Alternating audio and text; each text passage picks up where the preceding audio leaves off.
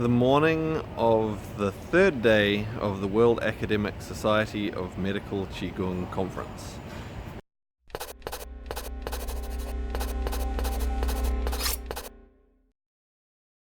So today we have a late night vlog from the airport because we came here to the airport straight after the end of the conference, and so I want to do the vlog while things are still relatively fresh in my memory, so I'm making it now. Obviously I recorded some footage while I was at the conference as well, which I'll be putting in while I talk about some of the things that I thought were interesting from the presentations in the morning of the conference today.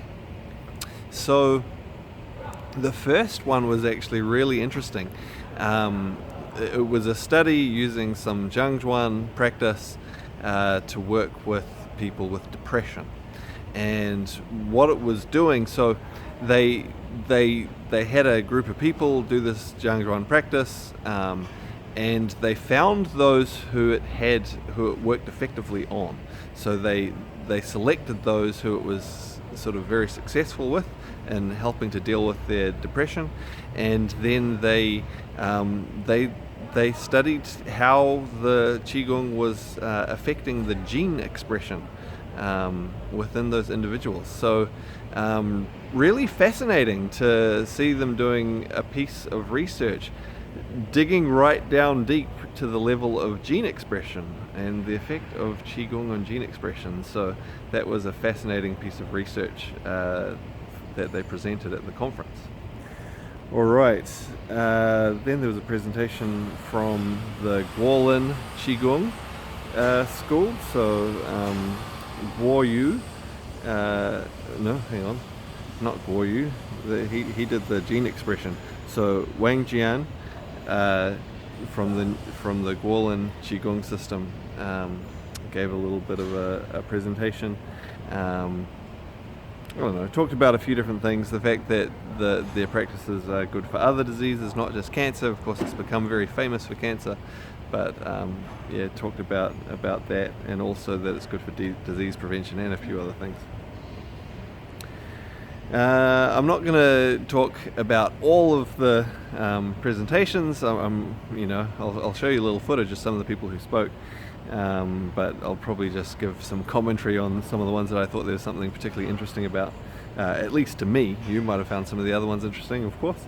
Another one that was quite interesting was from Zhang Haibo, and speaking about the content, or basically the role that Qigong plays within the Yellow Emperor's Classic, which is kind of regarded as the founding document of Chinese medicine.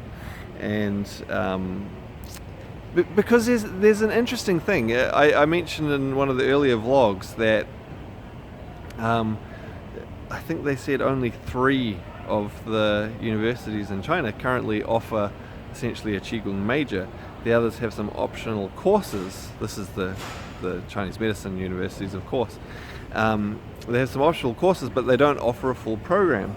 And so this paper this presentation was looking particularly at just how central a role the idea of Qi, Qigong, Qi theory has within the Chinese medicine classics. And I guess putting the case that Qigong really is at the root of all of Chinese medicine, which I completely agree with. But there are many people teaching, most of those universities are not putting Qigong in that core central place. Now, of course, you can have an understanding of other aspects of Chinese medicine, of herbalism, of acupuncture and so on, without necessarily having a great knowledge of Qigong. But I don't think you can have the same depth within any of the Chinese medicine practices without practicing Qigong, because it's the thing that ties it all together. Some of the things from this presentation talked about the fact that I don't remember the number she said, but a certain number of the chapters have Qi in the title of the chapter. Most of the chapters in the book have Qi somewhere within it. Overall, the word Qi occurs 2,097 times within the book.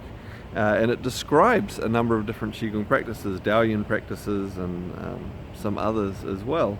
And make the point that, to really understand these things and to understand the mechanism, you understand that by looking within and to become aware of what's happening with your energy within yourself. And how do you do that? You do that through Qigong. So certainly those from the universities that do have complete Qigong programs are very keen on promoting Qigong further so that others recognize its core role within traditional Chinese medicine and take it up more, which I think would be great. It produces practitioners with a more in-depth, comprehensive knowledge and experiential understanding of what they're doing. I really think it's so valuable, even for those who've already done their studies, maybe in acupuncture or other aspects of Chinese medicine, if they didn't do a lot of Qigong, to get a good solid foundation in Qigong, because it's going to contribute so much more to what they do, to their treatments, to their understanding of what it is that they're doing. It's going to tie the pieces together. Let's see. After that, there was a presentation from one of the members of the organization from Australia, and it's interesting because he's a founding member of the organization. He was there and part of it right from the first meeting 30 years ago. And as part of his presentation, he showed some things all about what he has done over the years, but also about the association as a whole, and what has happened with the association as a whole over the years. So kind of some reminiscing for people. But as part of that, he asked sort of for a show of hands of who in the hall was a founding member, had been there from the beginning. And at that point in time, there was only him and one other Westerner who were founding members. There were no Chinese founding members in the hall at that stage. Now, there were some others at the conference, but they weren't present at that time. And so I guess interesting to understand a little bit the nature of the organization. It is very much run from China, and specifically from the Beijing Chinese Medicine University, and with huge involvement from officially from the Chinese members running the organization. But there's also a large role played by Westerners or foreigners, not just Westerners, because there's Japanese, there's people from other countries as well, have a large role, and a large part of the membership is also foreigners or people from outside of China as well. And so it really is truly, it says the World Academic Medical Qigong Association, and it really is a world organization. It's not, well, it's run from China. The Westerners have a long history with the organization and play a big role within it. Let's see, moving on, what else did we have? The guy talking about Tai Chi and about principles of Tai Chi study, a very academic perspective, very philosophical academic perspective. So I guess interesting. Tai Chi is not really my thing. I understand some of the philosophy and so on. I look at and work with some of those principles in a different way. So not of great interest personally for me. Another one that was really interesting was from a guy called Ru Kai, and what he has been working on is developing a functional digital thermal auto-analysis system. And so essentially they're using thermography, so heat imaging, to read what's happening within the body, and then using artificial intelligence to read that, to understand how that ties in with the traditional Chinese medicine system. So there are other types of thermography diagnosis assessment type things, but these are generally based on Western medicine and making diagnosis and using that way. Whereas he is is or has developed, I think in the process of still developing and working on a system using thermography tied in with traditional Chinese medicine concepts, and so showed some of the work that they've done and showed things like, you know, doing exercises and how it stimulates the governing meridian and things like that. So that's a fascinating take on things, and you know, it could yield some really good and useful results. Pretty cool research to be working on though.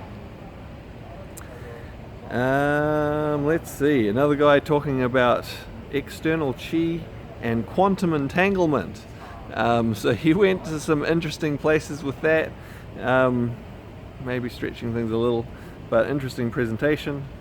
Then some more case studies, and this time, so a lot of the people presenting case studies didn't really go into a lot of detail in their case study. They just say, you know, someone had these problems and, you know, the Qigong treatment fixed it. He went into a lot more detail. He talked about the specific nature of the problems, the TCM diagnosis, you know, kidney yin deficiency, things like this, and then what he did in order to resolve it. So quite a bit more comprehensive case studies than a lot of the people presented. Then let's see, we had another presentation from a guy from Australia. His name's Simon Blow, really nice guy. Chatted to him quite a few times throughout the conference. He actually gave me one of his books, which was really, really nice. So forming a little bit of a connection with him there. And he gave it was a good presentation. Again, it was one of the presentations on the nature of, this is what I've been doing to promote Qigong over, you know, the last however many years. Oh, okay, the last one was quite interesting as well. So his name was Zhao Guiru. I'm not sure if I said that right, but he was talking about essentially his process and experience of setting up a Qigong therapy department within a hospital in China. And I mean, that whole scenario is interesting. I think some of the things that I found really interesting about what he talked about was he actually talked quite a bit about the legal aspect of it. So when they first wanted to do it, they checked, are we able to do this? Is this a legal thing for us to do or not? Because I'm going to talk more about that later. There's some interesting legal and political issues around different things to do with Qigong in China. I think I'm going to save that for the next vlog. I'll make some comments or observations around that.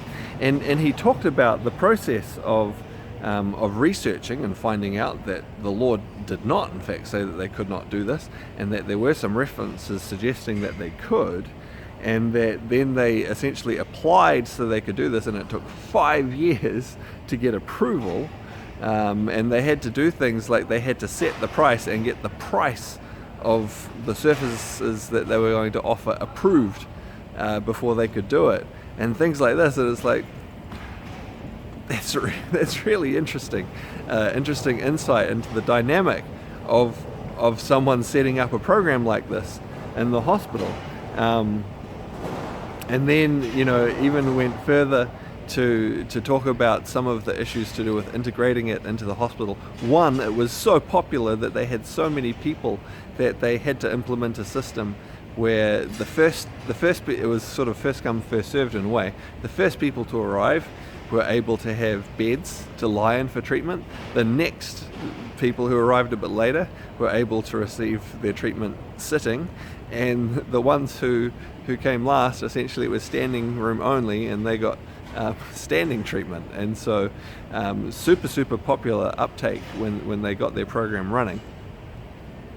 And then talked about doing it alongside other therapies such as acupuncture, and also mentioned that with some of the doctors at the hospital, they had a hard time accepting or understanding it to begin with, and so they would often just call it exercise. They said people were coming for exercise, and that was a way to transition and get it started, and you know, as it progressed, they started to refer to it more as Qigong, which of course they were doing from the beginning.